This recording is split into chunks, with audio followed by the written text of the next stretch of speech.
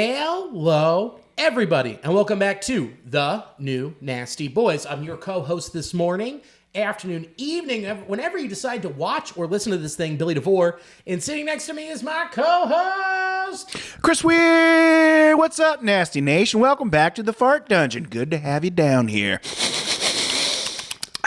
Yeah, it appeases all of the senses. Yeah, everyone loves it. Very welcoming sense we have going on down here, and we just added to it tonight with a win by the Reds over the dirty Redbirds. Ooh, since you've been gone. Since you've been gone. I've been farting for the fourth time. It's so far out my hole. Yeah. Get out of here. Okay. Get the heck out of here. Yeah, no, you know what? You're right, and that's totally fair. You know, no Katy Perry fart parody songs. You're stenching up the basement, buddy. That's what's new, you know? How was your week?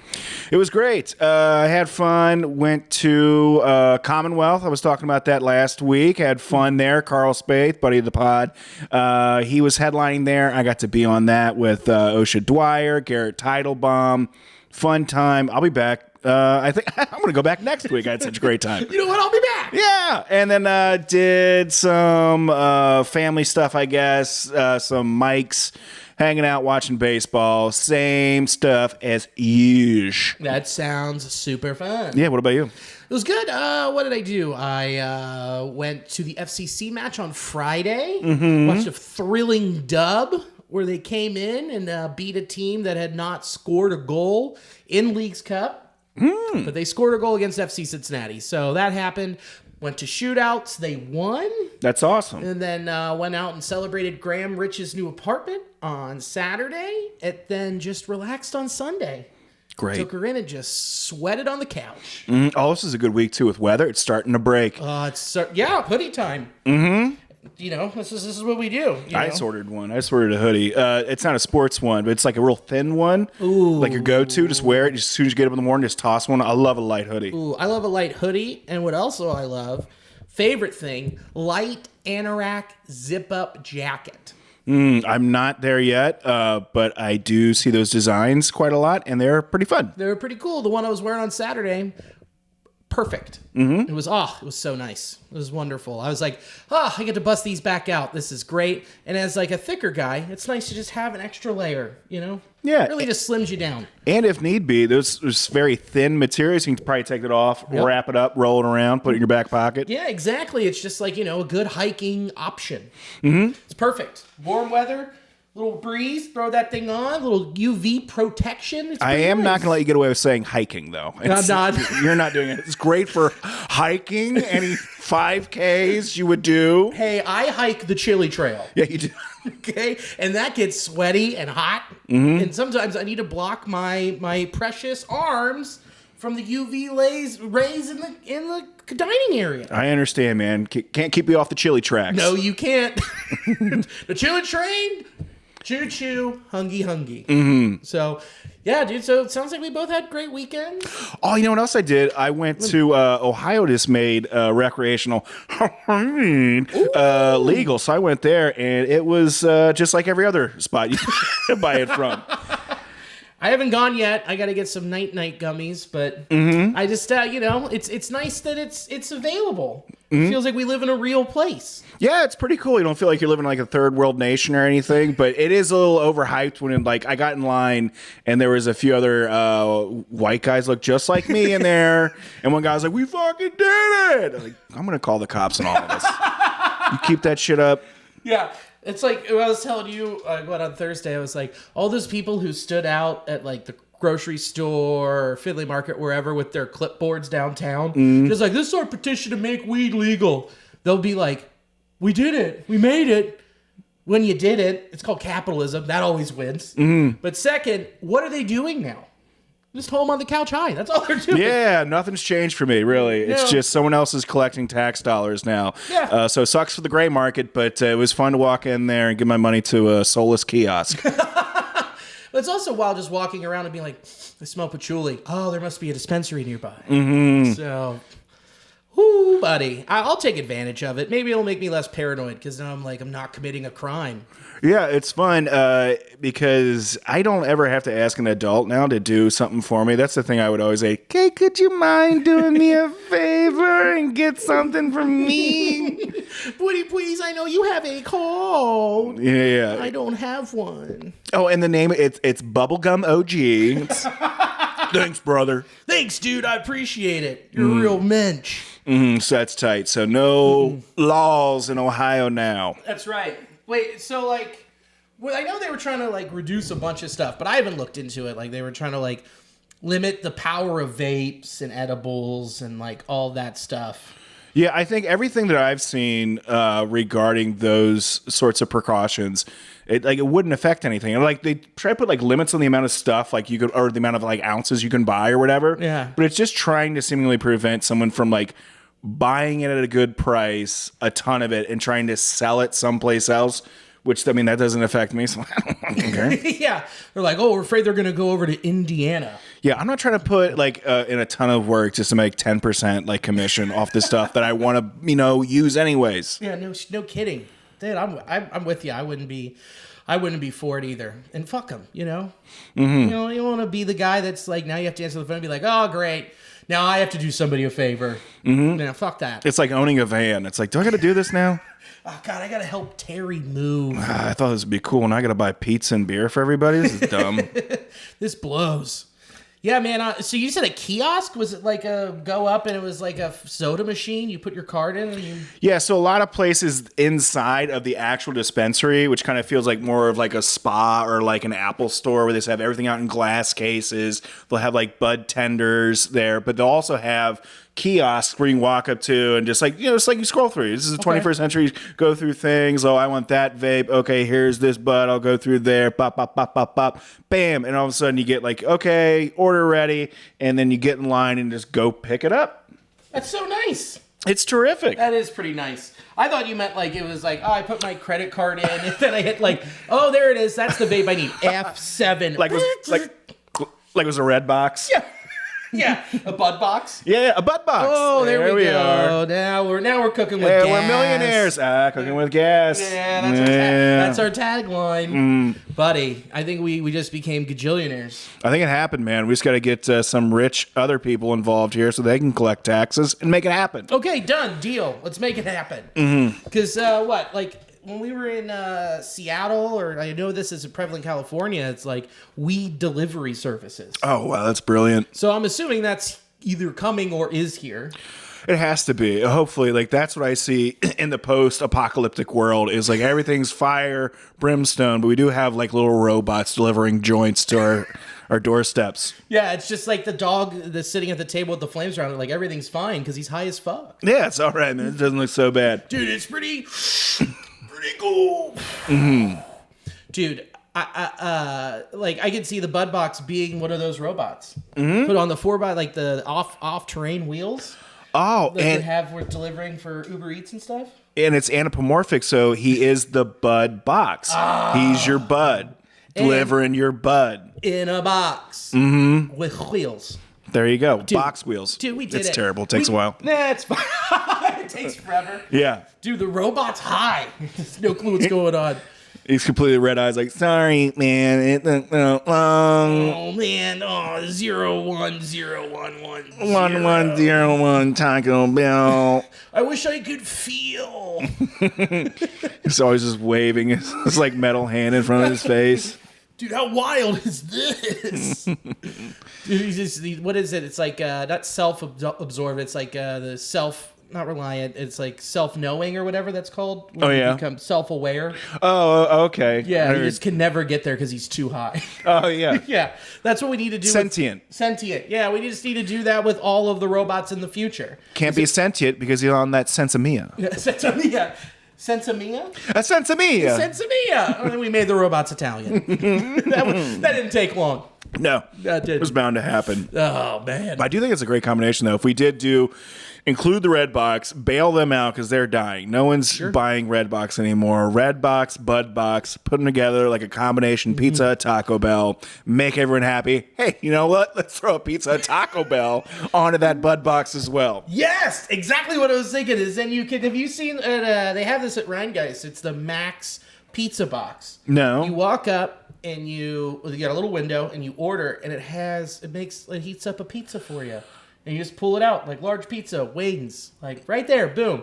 So we can do Bud Box, Pizza Hut, Taco Bell. Mm-hmm. You order either your food or you can get snacks. Order your Bud, order your Munch. You're ready to go. And I know there's plenty of Red Boxes available for cheap. That'd be awesome, dude. Have a slice of za fall down, a big fat doob. And you get your chalupa. Cool. And then maybe, I don't know, 50 first dates pops out. Something. Starting off slow. We're going alphabetical, too. That always pops up first. It's just that, mid-2000s Adam Sandler run, which made a ton of money, but are they good? No, they have a ton of them. They're trying to offload them. We're starting off there, okay? We're getting bargain stuff. God, I always get anger management. Dude, it'd be so funny, too. It's like you got your 2 slices of pizza, and you're like, one of these has weed. Fuck, which one? Got to roll one up. Not sure. Let's take a risk, dude. The pepperoni's got a little green flake on it. Is that parsley or marijuana? Could be OG Kush. We do not know. We do not know. We don't know. Oh, you know what we do know? Yeah. Next year, the Cincinnati Reds will be playing the Atlanta Braves at Bristol Motor Speedway? Wait, is it Motor Speedway or is it just Speedway? Because now it's going to bother me. I thought it was Motor Speedway. It's Bristol Speedway, isn't it? It's Bristol Motor Speedway. Because they got to let you know, hey, we got motors in there. There's a Bristol, too, if you need it. You got to sign the paper. There's a big, long sheet if everyone really needs to use the Bristol. Everybody get in line. But, you know what? I'm very intrigued because of the layout of this thing. Almost reminds me of like Polo Grounds, trying to set something up in that sort of format. Yes. I'm so glad that they didn't do the 960-foot dead center. That would have been wild. I'm sure they got a lot of people paying attention to it, but it's like, they can't be doing this. This is radical. Yeah, yeah. But I'm going to have to watch. Yeah, it's like, we can't change the rules for one game. But we can, fuck you. That would be like if they try to play like a football game where one half the field just goes downhill. It'd be insane. Or like in Houston where they had the hill going up in center field. So ridiculous. It was so dumb. It was absolutely stupid. So I'm looking at the layout of this thing. That looks like the best place to sit is going to be behind home and the seats that wrap around the first and third base lines that go a fair amount down the lines. But I think if you sit anywhere else, like in the actual stands, you're not going to see anything. You better be hammered or something there because you're so associated with what's going on. Because you are far away. So I'm hoping they actually have like more seats out there, like around the track. Mm-hmm. But I don't think I'm not sure how they're going to pull it off. But currently the way you see it set up, not enjoyable. I can't see. Those are nosebleeds in almost like a different stadium away. Yeah. I mean, and then this thing holds 134,000 people. Imagine that's like going to a football game in an SEC stadium. That's a lot of people. That's a ton of people. And say you're on that second deck, you're like right center field. You better bring a telescope that sees the moon.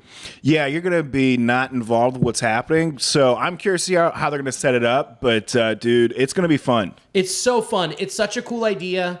And it's a great way to test out the Nashville market. You're saying you're getting both teams from Cincinnati and Atlanta. Atlanta, a huge market. Cincinnati, the first professional baseball team ever. And just mashing them in the middle and go, let's see if this works. Yeah, I like it. Let's bump tips and meet in the middle. That's what we're doing. Well, they also couldn't just be blatantly obvious and be like, well, we're playing in Nashville at the Sounds Stadium. Mm-hmm. We're now the A's. Like, they couldn't do that. No, and this is good. It's trying to like just promote the sport to other markets, and it's just fun. It's just a fun sort of thing that I'm sure the baseball players will be excited about, and so will the fans. Yes. I think they should. I think this would help the game and attendance if during the game, just have cars going around the track. Have a race going. Double down. Double down. I don't. So it's like for comics, like we double booked. We're so sorry. Do you mind if they each go at the same time? Yeah, no, we forgot about the Craftsman Truck Series. Yeah. I know we booked you guys first, but like they could only do this then. Yeah. So what will be fun is that we do have Gatling guns on the back that will be shooting foam balls the whole time. We forgot we did book the Monster Truck Rally. Gravedigger is here. He's very hard to work with. He's not going to reschedule. Yeah, he's such a diva, and he's like, I get it, baseball, America's pastime, but do you know who I am? I'm Gravedigger. Doing backflips in the outfield. Elly just looks at him, and he's like, I can do that. Okay. Okay.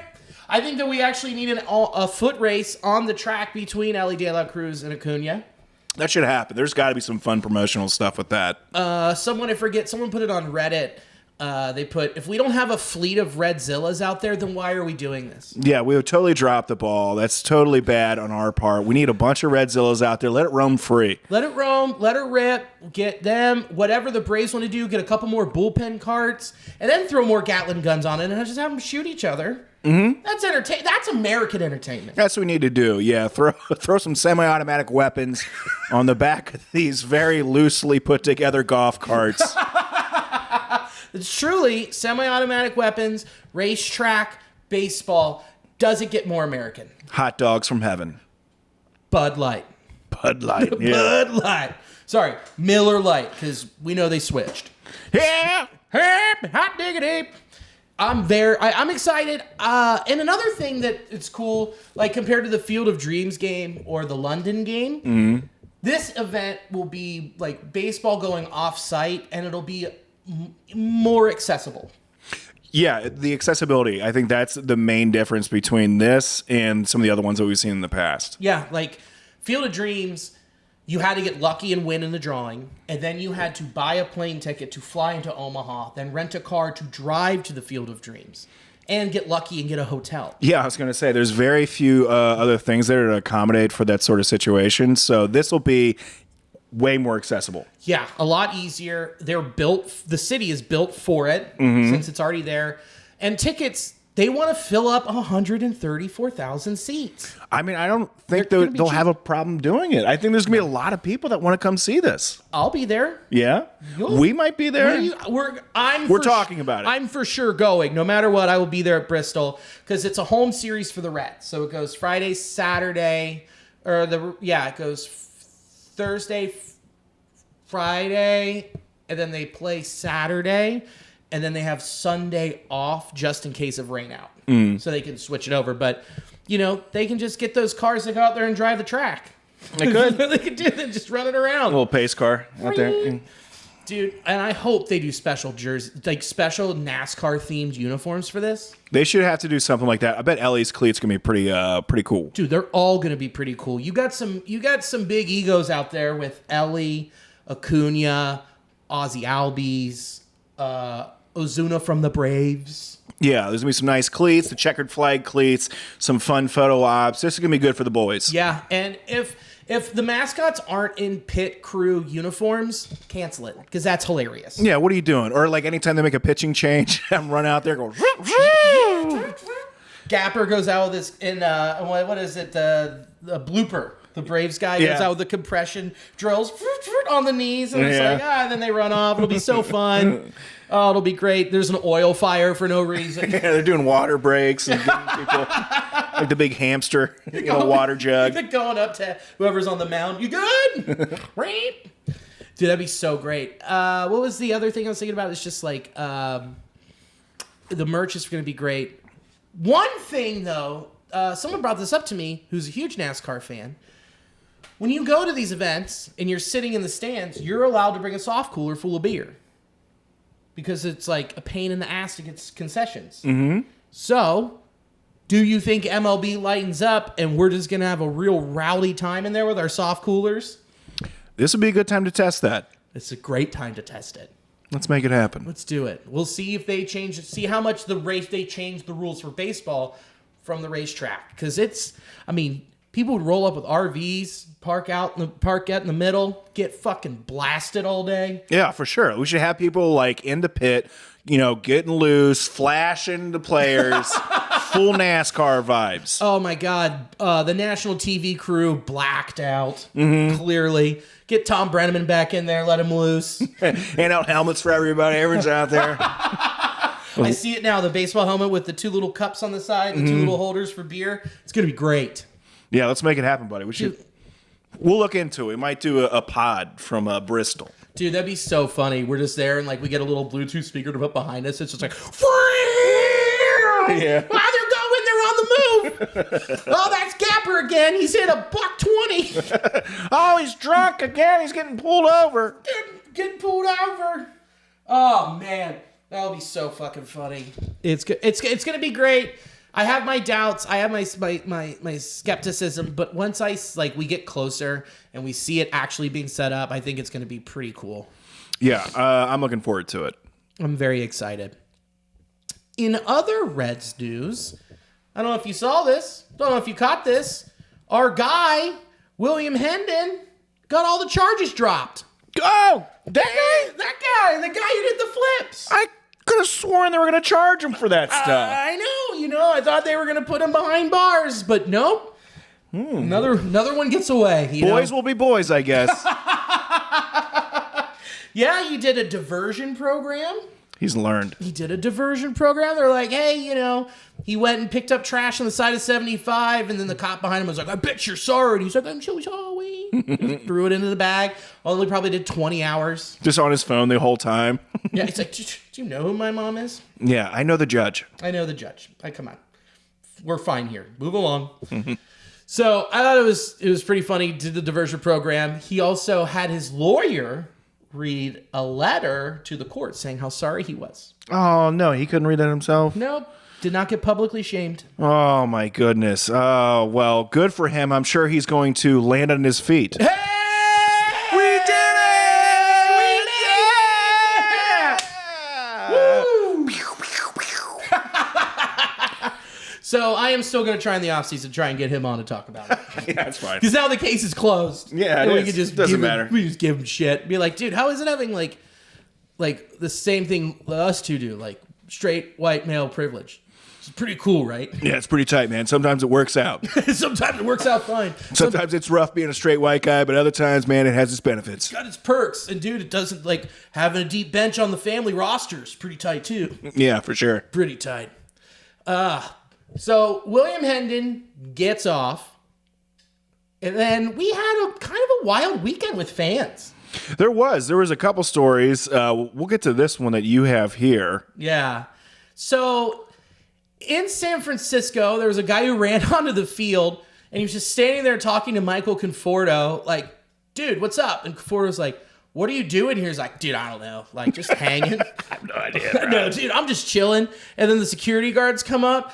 And then, oh man, he couldn't have Chevy chased into that wall any better.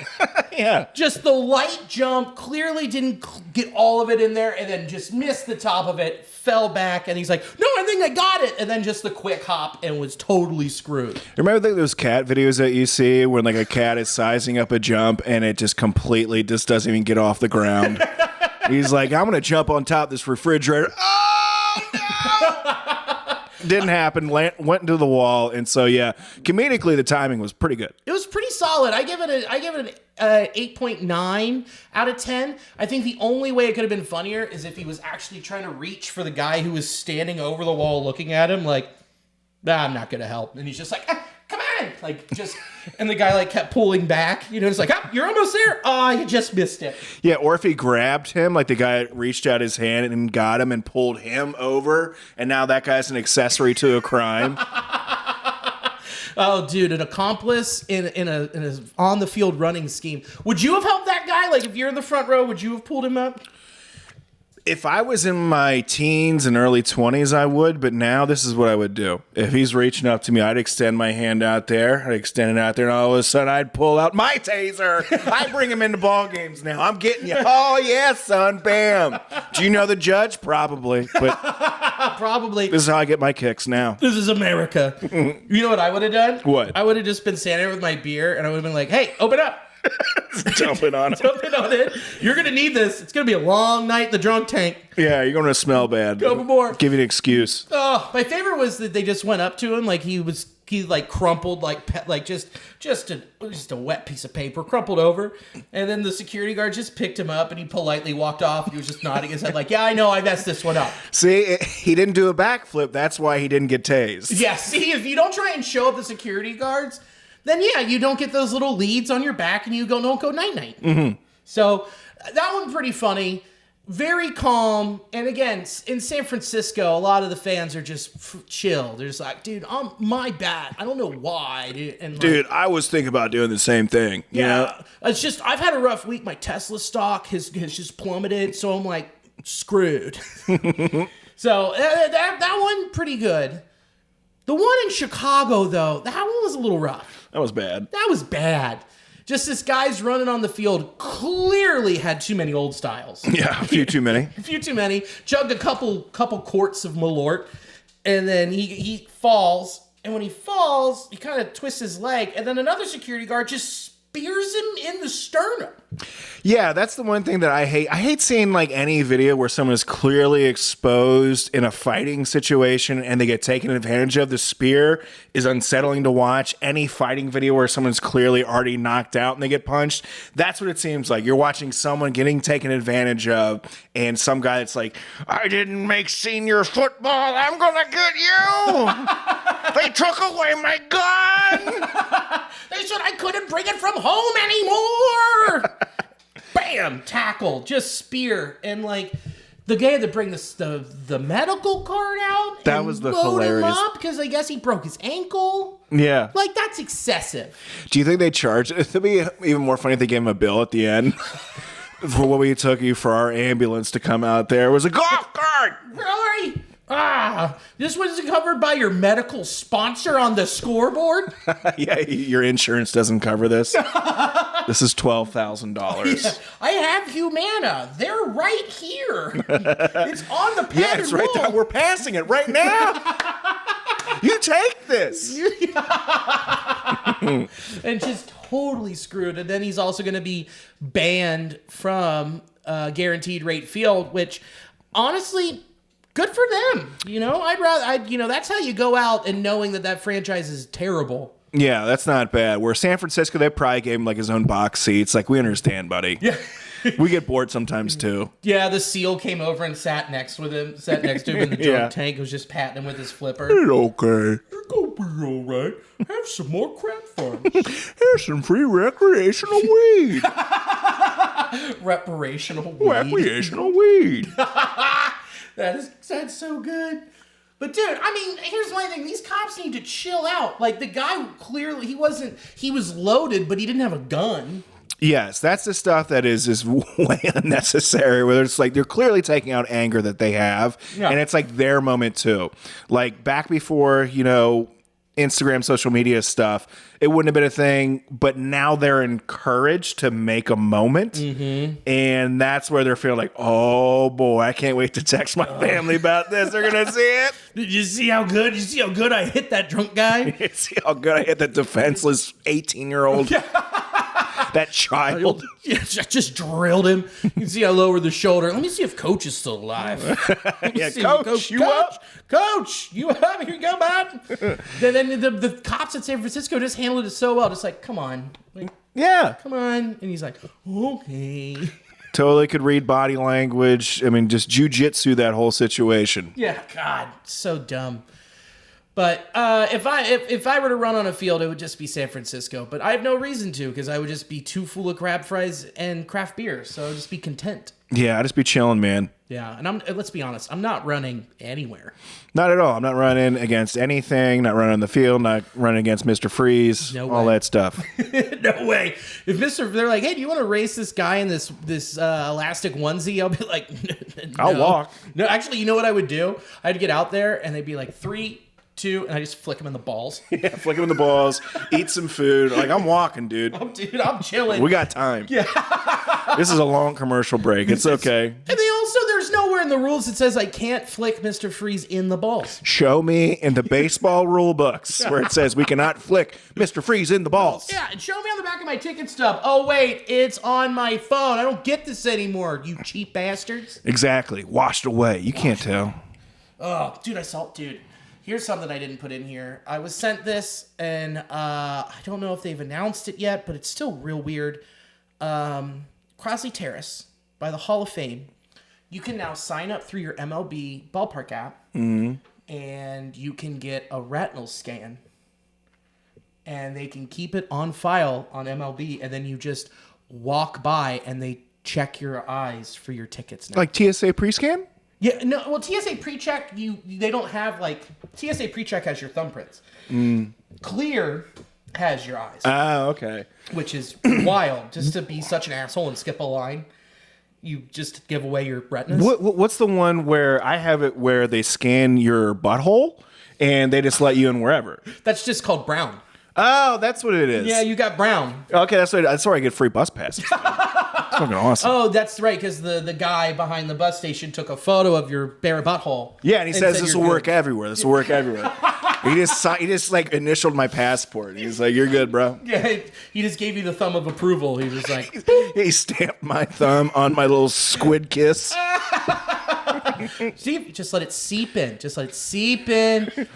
Oh yeah, now you got the good pass. It's like signing with a Sharp. You got to blow in it from it. See, there it is. Yeah. You don't want to fold the card over, and all of a sudden it just smears everywhere. Yeah, it looks like a Roth. The mental thing. Yeah. A Rorschach. Yeah, I gotcha. Rorschach. Yeah, Rorschach. It's a long walk. But it's a Roarhole. Roarhole. Andy Roarhole. Andy Roarhole. We're brilliant and smart people on this podcast. We tried to make Rorschach, Andy Warhol, and a butt kiss all come together. Well, we nailed it. Can you get me another beer? Yeah, I got you. It's kind of in there. Sorry, I was watching the Reds and Cardinals. It was a very tense game for a while. And so, yeah, now we're dipping into the garage beers. We're sponsored by the Kelsey brothers. Kelsey C, drinking your beer. Mm-hmm. Oh, I am drinking a limoncello LaCroix. So we're getting after it. We're really doing it today, buddy. Woo! Hot diggity. Thank you, buddy. Let's tighten this thing up, huh? Yeah, I think so. Let's reel it back a little bit. Yeah. The Reds let everybody know that Chase burns when I pee. I didn't reel it back too far, did I? It's all good. He's basically shut down for the year. Mm-hmm. They said that he's going to be moved out to the training facility in Arizona. He'll be doing some light pitching, kind of probably pitch in front of a lot of their gear and their tech, and talk about what Wake Forest has for their tech and how it compares, and making basically a pitching game plan and development plan for him going into the 2025 season. Does this do anything for you? I think it makes sense. You don't want to rush him into this. And I think for us wanting to see him come up potentially at the end of the year, do a bullpen situation, was more for our entertainment value. So, no, this is the right decision. It would have been fun, but that's just it. It would have been fun. Yeah, that's all it would have been. You're absolutely right. Could have been fun, could have been whatever. But, like, hey, ease him in, get him rolling. And there's no rush because the bullpen... pretty good. We'll get to that later. Mm-hmm. But there's no need to, fit a square peg in a round hole. Concur. He pitched a lot this year, too, in college. So just, give the kid a break. Let him get acclimated. There's no need to rush him up here. Yeah, that's the right move. This sucks. Matt McLain had a setback with the ribs. We talked about that. Mm-hmm. Turns out... David Bell told Gordon Wittenmeyer and other reporters McLain suffered a stress reaction in his rib cage last week, assigned a shutdown period of 3 to 7 days, and now it has stretched to beyond the intended start date of the rehab assignment. Does this shock you at all? I mean, David Bell's a pretty good doctor, so I'm a little surprised at this. No, I'm not shocked. Dr. Bell? Yeah, Dr. Bell. Paging Dr. Bell. No, I'm not surprised by this. And of course, they're going to take, I'm sure the organization have used McLain as their best player to some regard. So it's going to be kid gloves on top of kid gloves. You don't want to rush back like this injury. There's very little reward to it with higher risk.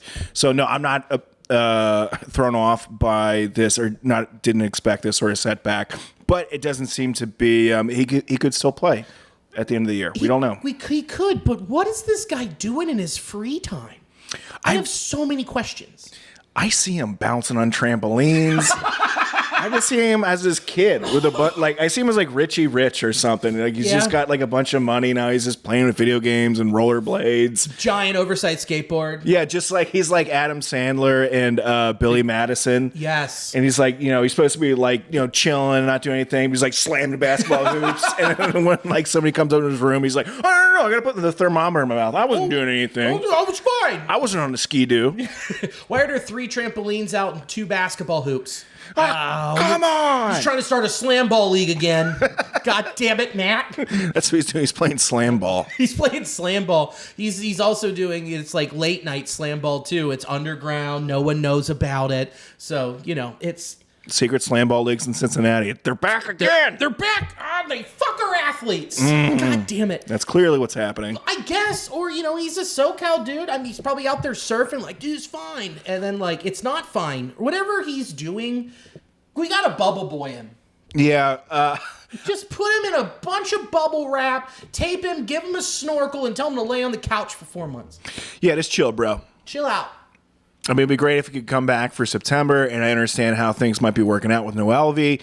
However, I didn't anticipate him getting back in this season at all. But we'll see. There's still September. He could come back for a little bit of time, could make a run in the playoffs. We don't know. Yeah, I'm very not that optimistic. No, it's you know what? It might be time to hang up the cape, put it in the rafters, and retire from competitive orgies. Exactly, man. I knew when it was time for me to hang up my raincoat and step back and let the younger folks take care of it. Yeah, I had to take my masquerade mask and leave it behind. You know, it was time, and I was starting to get some hernias. Yeah. And it was like, you know what? I'd be fucking too hard to impress these judges to win this competitive orgy tournament. It's time for me to pull out from this orgy. Okay. There it is. Let it off my hat. There it is. Hey. See, I brought a coat.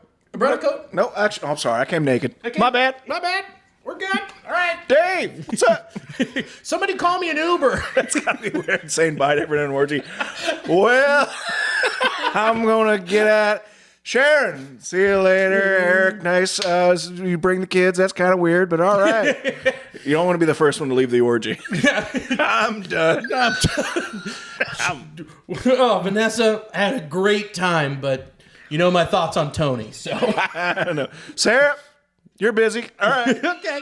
Nope. Don't speak with your mouth full. Yeah. Gargle, gargle. Gargle, gurgle, gurgle. Oh, gurgle, gurgle, Gina. Okay. All right. Well,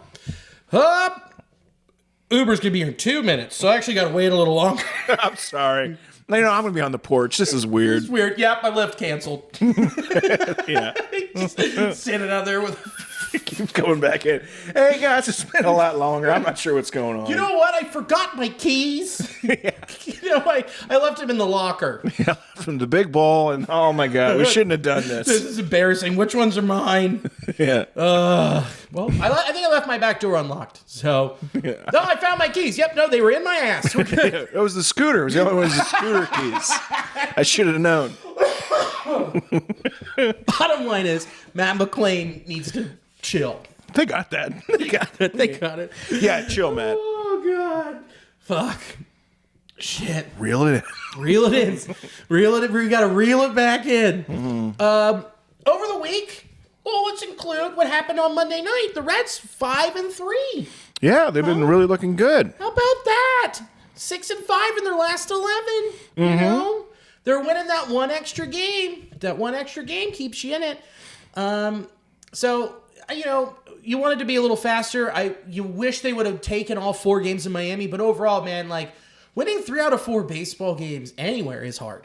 Yeah, and when you think about the frustrations that we're having, I think a lot of it stems from the fact that we had such a poor April, May. And so we just feel like our back is against the wall, And so anytime we aren't, you can't be in a situation where like we have to sweep the series. Otherwise, this is bad. So they won 3 out of 4 against a team they should have won 3 out of 4 on. And then, they didn't, they lost 2 out of 3 against Milwaukee. They played great baseball, or Milwaukee has been playing great baseball this whole year. Yeah. And there were a couple tough losses, but still, 4 wins. Saturday sucked. Or 5 wins, 4 losses. What was it? They're 6-5. 4 wins, 3 losses. That's what it was. 5-3 in their last 6 at 8. Yeah. That's what. Yeah. 6-5 in their last 10 or 11. Numbers are hard. Yeah, but it was a positive winning week for us. It was very positive. And one of the positives, Nick Martinez, dude, back-to-back solid starts. One solid, one excellent in Milwaukee. Dude, super good. Great to see him coming out and starting the game as opposed to what we're seeing, like having like someone do the initial like inning or two. That was awesome. I was checking out my phone through this. I was at a show and kept checking. I was like, yeah, he's still in. Yeah, he's cruising. So love seeing that. I mean, Nick Martinez, what a great dude for the Reds this year. Yeah, and a guy that they need to bring back. Whatever the cost may be, just bring him back. What an anchor in the starting rotation or even in the bullpen, giving you those extra innings. Like, team guy has a bunch of pitches and does whatever you need him to. He had a couple bumpy starts at the beginning of the year, but, dude, he's really ironed it out. When you look at the breakdown of what he did in Miami, again, not a good offense. Mm-hmm. The only offense there is Jesus Sanchez and Jake Berger, who loved me some Jake Berger. Mm-hmm. Went 5 innings, no earned runs, 4 hits, no walks, 5 Ks. 22 four-seamers, 20 cutters, 11 sinkers, 9 changeups, 6 curveballs, 2 sliders. That's a lot of different pitches. That's a lot of different pitches. And when he can command those at least decently, that keeps the hitters in the box off balance. Yes, it does. And it shows because he's not overpowering you. He is just tricking you hard. He's just giving you that hard trick. He's a hard trick guy. He's a hard trick guy. And against the Brewers, 7 innings pitched, no earned runs, 1 hit, 7 Ks. 9 whiffs, but we know what? Not a big whiff guy. Dude, if you're just giving up 1 hit, that's amazing. It's amazing. Dude, that's so good. And then, this one, 22 fastballs, 20 sinkers, 18 changeups, 17 cutters, 10 curveballs, 7 sliders. Again, mix and match. What are you getting up there? The whole kitchen sink. Great stuff, man. As long as he just keeps being able to pepper those things in there around the zone and just have at least decent control of those pitches. I mean, the numbers speak for themselves what he did in Milwaukee. Dude, man. What a shiny new piece for the Reds to have. Because this wasn't like a guy that we were thinking about really at all. No, a guy that we never thought would be dominant in a starting capacity. You know, we were looking at him and it's like, man, he's got a 1.66 coming out of the bullpen. Just nails either pitching 1 to 2 innings or doing the openers. Had an opener and then do 5. Like, it seems like this whole year he's been eased in. His arm is feeling good because he's been stretched out, goes back. Like, if it's been too much, then he goes back to the pen and he goes back to throwing 1 2/3 or 2 innings. And now it's like, all right, well, it's the end of the year and we need you to start. And he's like, arm feels good, let's go. And it's clearly showing. Yeah, I really dig that. It seems like he has a much broader application than what initially I would have thought he'd been used for. So, yeah, if you can throw him in these starting roles now, too, as opposed to just being some guy that can come in a cleanup situation where, like, a starter wasn't able to go, long enough. This is an awesome thing for both him and the Reds. Yeah, it is. And you know who he reminds me of just watching him and, like, looking at these breakdowns? Ben Lively last year. Yeah, maybe we did make that comparison before, but that is exactly like the dude, like the guy we're really high on the other season, last season, and just, he's filling that role. He just threw junk. He was just like, my cutter's good. When my cutter's good, then my changeup's good, and my fastball's good, and my curveball's good. Like, not elite, just good, and hits his spots. You're going to get these results. Yeah, you need me to eat up some innings? I can make it happen. I got like 35 pitches I've been waiting to try out. I have a Euro ball and a gyro ball. Yeah, you figure it out because I can't. I can't. I have no idea. One of them has tzatziki. It slips on out of there. It slips on out. The hitter's up there like, is that cucumber? It's like, yeah, I got you. Does someone smell lamb? What is happening? Lamb? Well, I'm on the lamb. I got to go. This is illegal. I can't do this. This is a foreign substance. So it's like, it's just good, man. And like, it's momentum for him personally going in towards the stretch run, looking this good. He's only going to look good when he opts out of that contract again, which I wouldn't blame him. So I feel good and about what he's doing and moving forward. So he will be going up against the Royals. So do we have him in the rotation now? He's filled Frankie Montes' spot. Okay. He's rotation boy. Nice. And like with as many, and that's so smart, with as many guys coming back too that have been hurt, like Ian Jabot and Emilio Pagan came back. We'll talk about him a little bit. Williamson we're gonna talk about. Yeah. There's guys coming back where it's like you got to open up spots in the bullpen somewhere, and if they're open, you got to look at some dudes who have options, and a lot of the dudes up here don't have options to go back down. Yeah. So it's like, well, you got to DFA him, and there's one dude that actually still has options in that bullpen. It's Fernando Cruz. So, might be something to think about. It is. Might be something to think about. Might be something to think about. Followed that up by Nick Lodolo. He, won against the Brew Crew, won against the Fish. 6 innings pitched, 2 earned runs, 2 hits, 3 walks, 7 Ks. Took advantage of a weak lineup. Curveball still isn't there. A lot of his stuff was on fastballs. Yeah, I think he's trying to figure out how to work more with doing the fastball stuff, working upstairs and keeping it under the pitcher's hands, because right now his out pitch isn't really there. No. So it seems like he's adjusted his game plan, and I think he's been taking advantage. Well, in the short run, it seems like he's taking advantage of the hitter's perception of what he's going to do, which is heavy on his out pitch, which isn't accessible to him right now. I do like how the pitch location stacks up, where you can see the four-seamer, and it kind of works its way down about how fast the pitch goes. That's a fun thing. And then after we get to the Brewers, we'll show how that shakes up. It's like against righties, he's coming high and inside, and then he's pitching he's finding a way to drop that curveball low and away, instead of attacking the back foot, which is what he was doing on righties. But that hasn't really been there since he had the blister issue. So I don't know if that skin isn't fully tightened back up, or he's just not used to how it feels. But that's his big. And once he has that back, then I assume he's going back to being dominant. I would agree with that. I think the big breaking stuff isn't completely back to his everyday arsenal right now. No, because it showed again on Sunday. 5 1/3, 3 earned runs, 3 hits, 3 walks, 4 Ks, only 2 whiffs on his curveball. That's the out.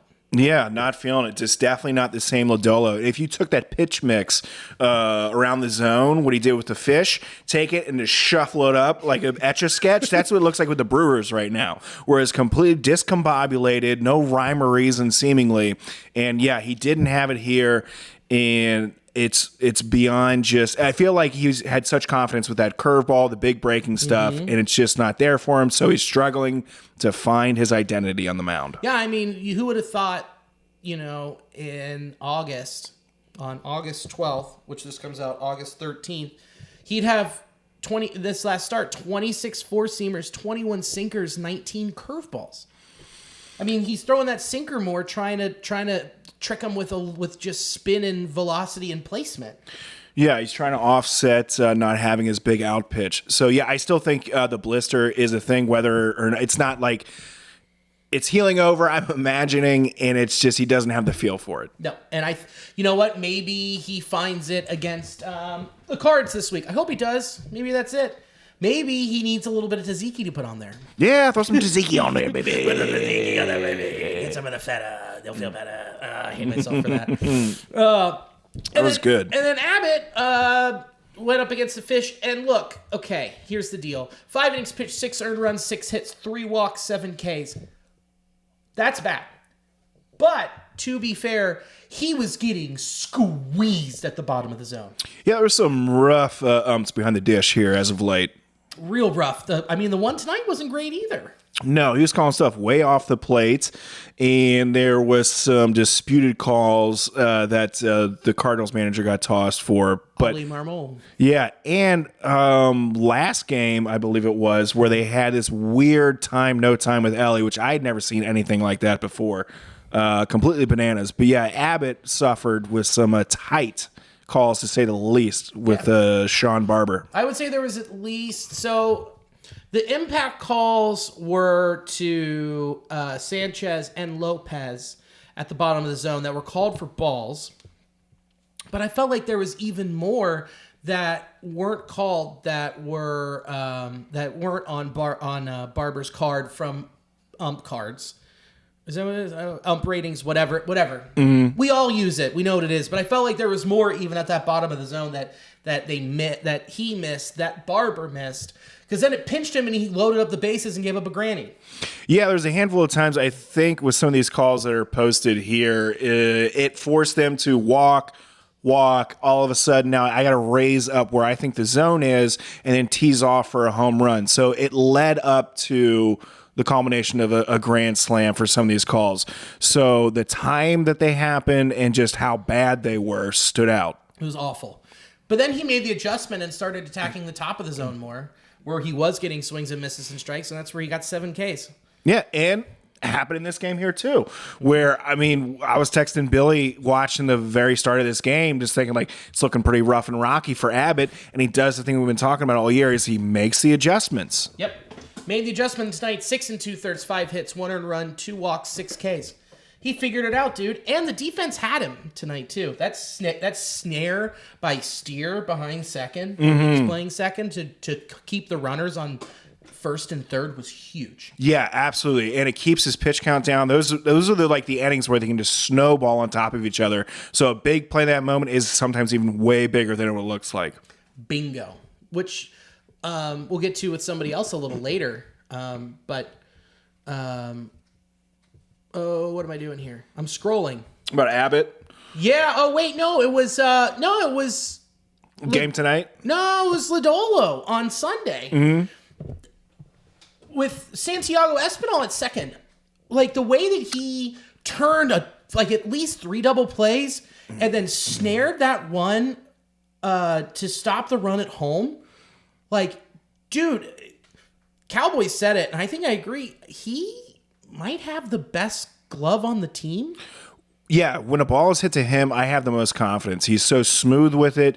It just seems like every situation he has a response for. Yeah, that play he made where I think the infield may have been drawn in, he comes across his body, snags it up the middle, and just flips it right to home on a straight line. It was like such a great play that he made look easy that was very difficult, and he just has those routinely. Yeah, dude, he just is so clean. It's just makes you think, like, should he be playing second more? I think that's kind of where I'm asking myself. Currently, yes. I'd say absolutely right now with the way his defense is, compared that to with the other second baseman typically plays there with Jonathan India, who's generally pretty slow with his turns. And you see how critical some of these double plays have been as of late. And yeah, you got to go with who has a hot bat right now. And right now it's not India. No, it is not. 1 for 21. Oh, he had the night off today for a reason, dude. Yeah. Okay. Yeah, it's dipped. You want to hear something crazy? Jonathan India's defensive runs saved, -9 on the season. Yeah, that comes into play. Yeah, and I don't know where the metric is to show like how fast someone's turning a double play, but you notice it when Espinal's at second.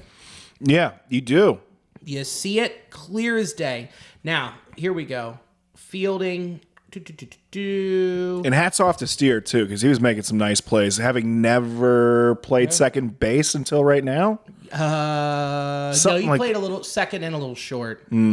So I'm looking right now, 2024 at second base. Okay. He has a -1 defensive runs saved. But that's compared to 9. Left field, he has 1 defensive run saved. That's kind of funny. So I don't know. He has got 1 defensive run saved at shortstop on the year. So third base -2, second base -1. He pitched in 2020. Get out of That's town. a fun way to find that out. But yeah, man, I don't know. That's just something to think about for the rest of the year, where it's a high leverage situation, and you can swap in Espinal to put him at second. Yeah, if you got to put in your best defensive lineup, he has to be in there. Yeah, and then you could DH India if he figures it out, or he can chill on the bench. There's nothing that says that he has to play. If it's cold, you don't have to play. Nope. There's other mouths to feed. Nothing wrong with that. Okay, this sucks. Why did I just have a brain fart? I just was staring at the screen like, huh? Bummer. Hunter Green's scoreless streak ended. 6 innings pitched, 3 earned runs, 6 hits, 2 walks, 5 Ks. It was gonna happen. Yeah, bound to happen. I guess better to happen against the Marlins as opposed to some other teams it could happen to. I would almost kind of want to see him flex him to start the Cardinals series. However, didn't need to happen. So hindsight, applying it right now, I'm glad it happened against Miami. However, it was it was rough for him. Yeah, he just didn't have the command at the top of the zone. That was obvious. Kind of a bummer, but I think we talked about it a little earlier in the week. Like, I just think he was in his head. It did seem that way. It did seem like he brought that out to the mound with him of like someone pointed it out like, hey, you got a long streak going here. Yeah. So it did seem to be like, even when we were listening to it on the radio or TV, it kept being brought up, kept being talked about. So yeah, obviously he knows about it. So it did seem that way that he came out with a different pressure on his shoulders. Yeah, he's like, I'm ready to solidify myself in the Reds history books. And just the history books in general. When you have Sarah Langs tweeting out stuff about you and Jacob DeGrom in the same sentence, yeah, it's pretty deadly. Dude, it would have been awesome if as soon as he walked out there, he just barfed. That's how he ends. Like, that's how you know his runs are done. Like, because he started this big run by barfing, and then like it went really well. And then if he would just barf, it's like, oh, he's done. Oh, that's so true. He could have barf-ended. Yeah, sorry, you need to barf end these here. That's all it is. So, I mean, it sucks, but you know what? He's going to go out there today and kick ass against the Cardinals. He will. God, I hate the Cardinals. And they've been so bad. It's awesome. It's just wonderful to see. Oh, I can't wait to see Hunter Green just go, he's going to go 8 innings tomorrow and have a 2-hitter. Dude, the big thing, the problem is last time he pitched a 3-2-1 Tuesday, he barfed. He had too many hot dogs. Well, he's going to have to barf now. Start a new streak. That's right. Start a new dog streak. Yeah. Woof, woof, woof. Cons. Yum, yum, yum. Ah, man. Over under how many dogs I'm going to eat today at the 3-2-1 game? You're hitting 6 at least. I think it really depends on the vibes going on with Hunter Green, because you're not going to want to leave your seat. I think you're going to want to be able to sit down for a while, but you're going to stock up. So I'm going to say you're going to hit that 8-dog threshold. Oh, I like that. But you're at least getting the 6. I like that. 8 dogs. Okay, I got a new record to chase. 8 dogs. I want to see how many I can get at this U-Scan kiosk that they have now at left field. They limit you. Yeah. They like, please just take 2, and I'm like, fuck you. Just like beers. Yeah. No, well, they'll stop you if you have more than 2 beers. But if I'm standing there with someone and I have 6 hot dogs, they haven't said anything, not knowing that 5 of them are for me, and 1 of them's for whoever I'm with. Sir, legally we cannot sell you more than 4 hot dogs. No, I can conceal and carry. I have a permit. Yeah, check it out. You go to Bendo, you drop your license, like more hot dogs fall out of your waistband. So those need to be concealed. Sir, you have a greasy trench coat on. Why? I'm like, oh, hot dogs. He's got a brat. He's got a big red smoky. Get down. Jock.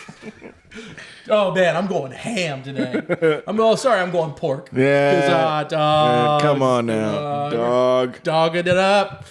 Whew. Well, you know who sucked was Carson Spires, you say Spears. He wasn't good. Just made me so glad I wasn't watching the game. I watched a little bit. I was at the FCC game, and I looked down at my phone. I was like, oh, 4-0.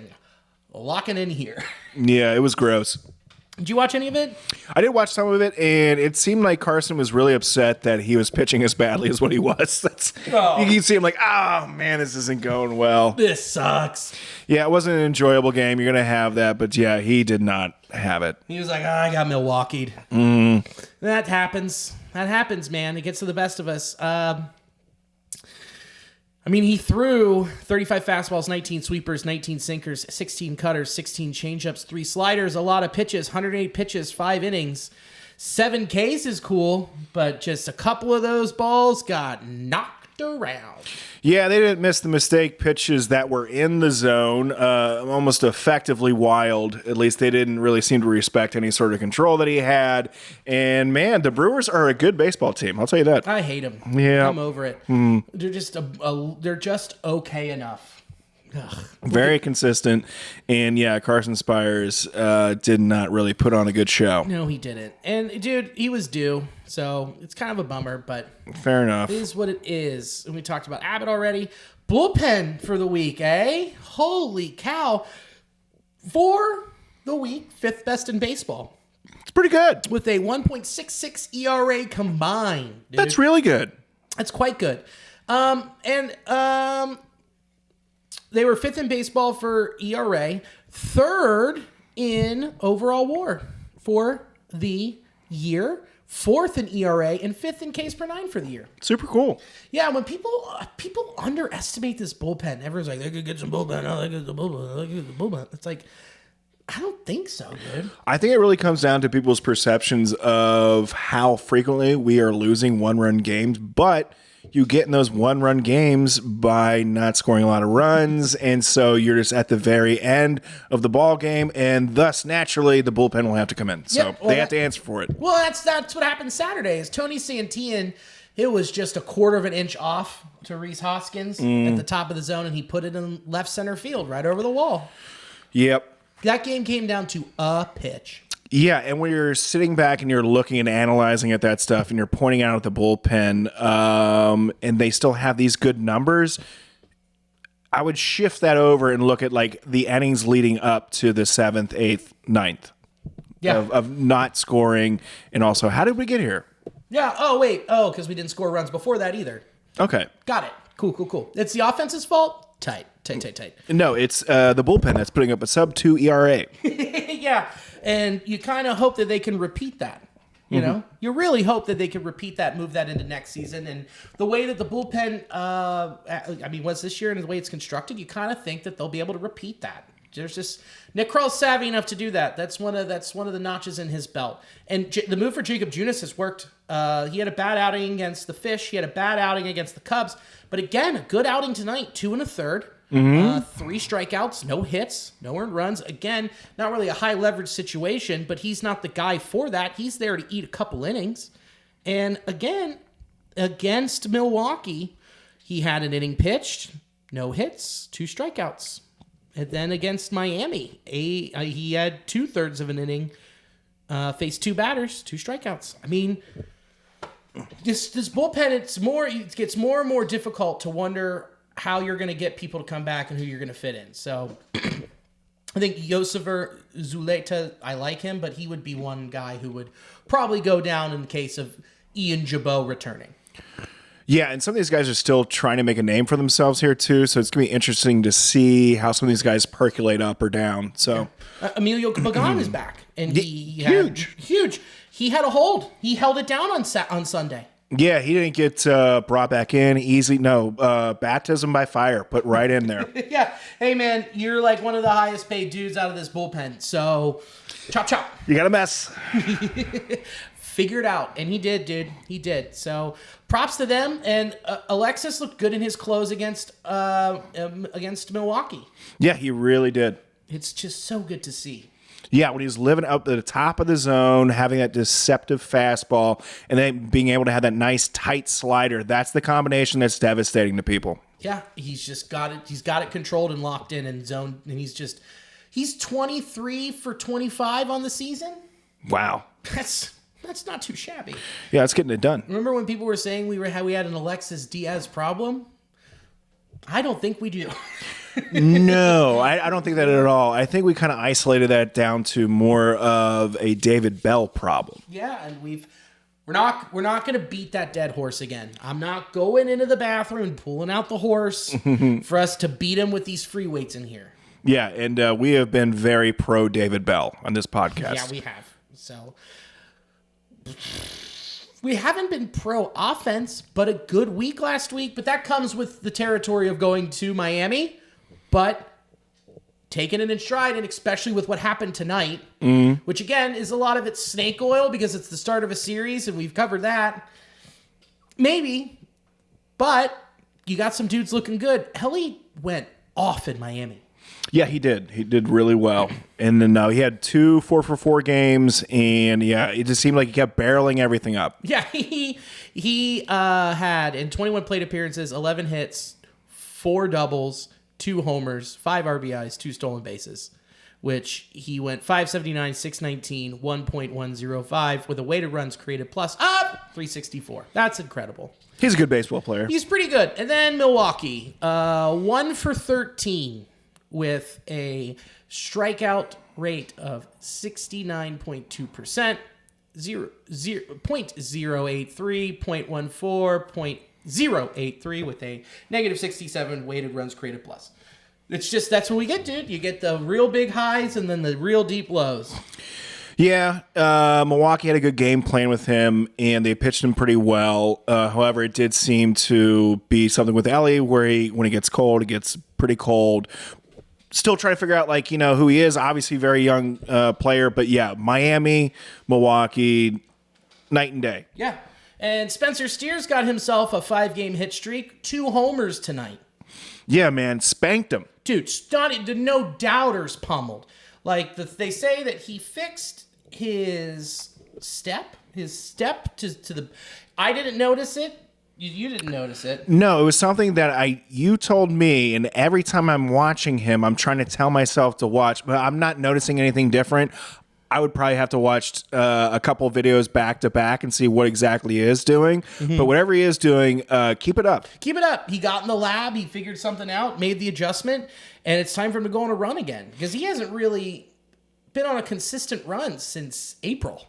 No, I mean, he came out on fire at the start of the year and then was having trouble, seemingly bad luck with the baseball gods, not having balls land, and that started to snowball into something changing just slightly for his swing. But now it seems to be have it back on track. Maybe it has to do a bit with the timing of the leg kick and getting back in the swing of things, quite literally. Hey, we'll do that every once in a while. But right now it's working. It's working, and that's the thing.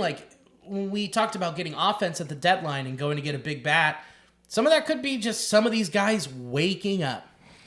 Yeah. That one. And Ty France, this does not include the game tonight, but, he had 26 plate appearances, 2 homers, 3 runs, 2 RBIs, 333, 385, 667. With a weighted runs created plus of 184 for the week. He comes up alive. He plays the way that we think he could play in this ballpark. Tyler Stevenson, a 2-homer game too. Dude, he's looking so good, man. He, like we've said, dude, he barrels it. He hits it hard. He's just been so unlucky. Yeah, and he's going deep into accounts, and he is able to. He's been in some. I'm going to retake this. Go for it. There's been some times where he's been getting a little bit screwed on calls, I'll say, and has been able to retain his cool and then have a good at bat. There was, I think, one of the home runs that he had, he got a call that was just way outside of the plate, and then he was able to barrel it up and hit it out. So he's been doing a lot of great stuff. You just see, man, that's such a huge adjustment he's been able to make. It's so nice. It's just mwah. So then him, and then one guy, it's not really coming out and showing on the score sheet or in the box scores, but Novi Marte is looking way more comfortable. Yeah, you see him making great plays in the field. He had 2 that were just spectacular highlight reel plays where he's able to, in very critical moments where there was 2 outs, big play on the line for Milwaukee in that game they won, I believe, where he's able to make a big play, and then it happened a couple times. So, yeah, seeing him just be able to allow the game to slow down for himself, allow his reaction time to just take over. And, yeah, so just seeing him make those incremental changes that just turn up in big ways. Yeah, I mean, look, he 233, 433 is an improvement. He had a homer again last week, too. Like, it's just the little clawback where you're like, all right, little incremental shifts, little things like this where you just get better and you win 1 or 2 more games and you just keep doing that. Who knows what can happen? Yeah, you really don't. And I'm just so high on this young athlete here because he has such quick hands, and that is one of the things you've been seeing him get exploited on, people pitching him outside. Yep. But once he figures out how to wait back just a little bit and let those hands just fly, he's going to be something really special. He'll be deadly. And I think, he could figure it out at the end of the month, and then they go on a run in September. Who knows, man? Who knows? And like we've covered with Santiago Espinal for the week, I mean, 2 games, got it, but 3 hits in 8 plate appearances. So, man, like, I wouldn't be, if it's, again, high leverage situation, like, man, I got to swap him in at second. I'm not hesitating one bit. Mm-hmm. Because he's starting to hit, too. So, let's take a look moving forward. So we've got 3 at home against the Cards, and then off Thursday, and then 3 at home against the Royals. And so let's just do the whole month while we're at it, huh? Let's do it. So you go 3 in Toronto, where they've just been kind of tanking. 4 at Pittsburgh off that Monday. 3 at home against the A's, and then 1, 2, 3, 4 at home against the Brewers. Oh, wow. Look at that. You've got a couple more division opponents this month. You got some great opportunities. You got to leap some people in front of you, and the Pirates haven't been playing that great. I'm just saying. This is where you look and you go, this is the possibility. This is where Krall was right. You win 1 or 2 extra games a week. That puts you in a situation. Yeah, a lot of numbers start turning in the head here when you start looking at this. Like these little it doesn't matter. It doesn't matter. Yeah, you see, like, we're just playing like a lot of these people in our division here, and it's like, it can happen. It can happen. It could totally happen. The Reds with the plus 45 run differential, where they should be 64-55. They could be right now 4 games back in the wild card, and it's 10:43 at night here. I am sorry. I just added to the fart dungeon. Oh, that's quite all right. I'm just letting you know, dude. That's karma. I was just really letting them rip last night. It was bad. Yeah, you were adding on. Cleveland ended up beating the lowly Cubs. Nice. And so Rockies are currently beating the Diamondbacks, and right now it's still 0-0 with Atlanta and San Francisco. There's a lot of stuff changing around here. Yeah, buddy. And the Brewers lost to the Dodgers.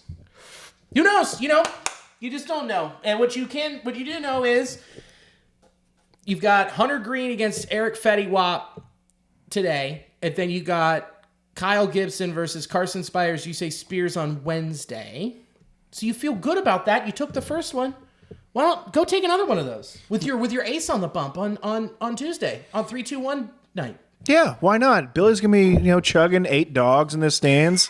Hunter Green, maybe, hit 11 strikeouts. Get the boys out there and get them a win. Get them a win. Billy, did you bring a portable ninja chopper? I did. I got to get these down quick. Check it out. I make my own relish. Oh, yeah, I'm going to relish this moment. So, against the Royals, we've got Lodolo, Martinez, and Abbott on the bump. But, man, I'm excited to see this series. I'm excited for Yacht Rock Night on Friday. I'm excited to see Bobby Witt Jr. And who knows, dude? You take 2 out of 3, then you're cruising again. Yeah, it could really happen here. There's a lot of games that the Reds can play that can really determine their future. And I am very excited looking at the schedule coming up here. They're not out of it. They're not out of it till the calculator says they're out of it. Okay, now I'm just being curious. Let's look at September. Let's just get it out of our system. Look at September. Okay, it doesn't look as bad anymore. With so then you got that Sunday against the Brewers, and then you go 3 at home against Houston. Interesting. There's an off day on that Tuesday, then 2 more. Isn't that odd? I have no idea why that would be. Yeah, that's weird. It's a 4:10 Monday game. It's a senior day. I wonder if there's anything else happening. Maybe there's a concert or something going on? September 2nd. I don't know. That's peculiar. Yeah, that's really odd. Huh. But then you got to then at the Mets, and then you got that weird Braves game where you got to fly down, make that up, and then at the Cards, at the Twins, off day. 3 against the Braves at home, 3 against the Pirates at home, off. And then at the Guards for the finish off the Ohio Cup. And then 3 against the Cubs at the Cubs. Like that those could be like for the last wild card spot, realistically. It really could be. We're playing 1, 2, 3, 4 teams. It looks like about like in our immediate radius or having to jump over in the wild card. So there's a lot of stuff that's within our capacity to change. If that's just a big if. But they, you know what? At least they're playing them. Mm-hmm. At least they're playing them. So, looking at injuries. Hey, Brent Suter started throwing. Cool. He's close. David Bell said he's getting closer. It's been a speedy recovery. So he threw a side bullpen session on August 9th. Who knows? He could be back in the next week or so. Yeah, it'd be very helpful. It'd be a great guy to have back in the pen, and good on him for recovering so quickly. Yeah. Graham Ashcraft. What we got the update there was he could start throwing the next 10 days, but it would be almost like a 6-week build-up throwing program. We'll just have to kind of see where we are. Huh. So he's still quite a ways away. Okay. That's fine. Because guess what? You were just going to stick him back in AAA. Yeah, so he's not going to probably be of any sort of immediate use unless we throw him in the pen for playoff purposes. Yeah, just shut him down. But why would you put him in the pen when the pen's been pitching so well? Exactly. You don't need it. We got Brandon Williamson news. Holy cow. Brandon is throwing either a side or live BP and then a rehab inning. I think we have him starting next week, said David Bell today. How about it? How about that? If all goes well, Williamson will return to action in September. All right. Well, if he's ready and willing and able. Yeah, put him out there. Because then you come to this point in the season where, say, I'm not saying it's going to happen, but I'm saying that obviously could happen. They fall out of contention, and it's like, all right, we're shutting down Abbott. We're shutting down Hunter. All right, Williamson, you're up, bud. Mm-hmm. Yeah, that could be a possibility for him because he hasn't really done much this year. No, nothing at all. Nope. And we kind of were looking forward to it, so we'll have him next year. I just want some resolution because we've been talking about it all year. Like, what's going on with him? Yeah, what the fuck is this shit? Yeah, you've been going to the same orgies as Matt McLain has been. What are you doing, buddy? Yeah, I just should be in a bubble too. Just threw out my sphincter muscle. Oh, hey, I did that a couple minutes ago. Yeah. Let's round third and head for home, shall we? What do you got, pal? I will be at Commonwealth probably. If you go out there, you might see me. But on the 17th, that's a Saturday, I'm going to be at the Norwood Cider Comedy Festival. Whoa. I'm at a wedding that night, or else I would have been there too. Nice. Oh, and yeah, I will be at Commonwealth earlier that day. I'm gonna double dip. Whoa, double dipping. So come on out to Commonwealth Saturday, the 17th at 7 o'clock. Zach Wyckoff will be headlining. I'll be doing a little feature, and then come out to Norwood Cider Company for a comedy festival. That'll be fun. August 23rd, I will be at Commonwealth Sanctuary. And August 25th, I will also be at Commonwealth Sanctuary. How about that? Chances to come see me. So check that out. Thank you to Sports Drink. They are a coffee shop in New Orleans. They also host comedy, so maybe we should go down there. Yeah, let's give it a shot. Yeah. And then thanks to In the Clutch. Check out In the Clutch. Promo code Nasty Boys, all caps. We got some cool stuff that aren't like Reds related, but it's cool stuff. Come check it out. And thanks for doing this as always, dude. And in the fart dungeon, let me just grip and rip. And thanks for being such a great co-host, Yeah, for sure thing, man. So, and thanks to you for watching or listening. And as always, go Red Legs. Go Red Legs.